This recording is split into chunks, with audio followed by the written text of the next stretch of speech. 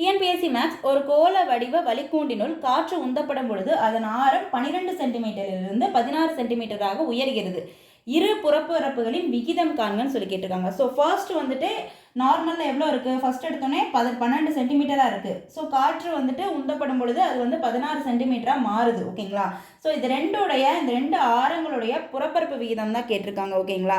So first வந்து புறப்பரப்புடைய formula வந்து பார்த்தீங்கன்னா கோளத்தின் புறப்பரப்புக்கான ஃபார்முலா 4πr². ஓகேங்களா? அப்போ இந்த ரெண்டுக்கான விகிதம் பார்க்கணும். ஓகேங்களா? ஸோ விகிதம்னா நம்ம என்ன பண்ணணும், டிவிஷனில் வரும். ஓகேங்களா? ஸோ புறப்பரப்பு ஃபர்ஸ்ட் ஒன்னோட விகிதம் வந்து 4πr1² டிவைடட் பை, ஸோ ரெண்டாவது புறப்பரப்போட விகிதம் வந்து பார்த்தீங்கன்னா 4πr2². ஓகேங்களா? ஸோ R1 அப்படிங்கிறது 12, R2ங்கிறது 16. ஓகேங்களா?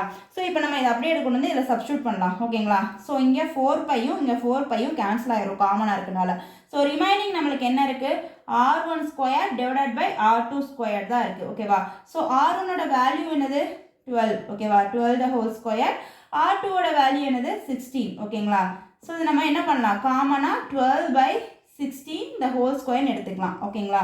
ஸோ இதை கேன்சல் பண்ணிங்கன்னா நாலாவது வாய்ப்பால் அடிச்சிங்கன்னா 3 4 12. ஓகேங்களா? அதுக்கப்புறம் பார்த்தீங்கன்னா 4 16. அப்போ 3/4² சொல்லிட்டு வரும். ஓகேங்களா? ஸோ இதை அப்படியே வந்துட்டு நீங்கள் ஸ்கொயர் பண்ணி போட்டிங்கன்னா, ஓகேங்களா, ஸோ 3 3 9, 4 4 16. அப்போ என்னது ஆன்சர் 9:16. விகிதம் தானே கேட்குறாங்க. அப்போ 9:16.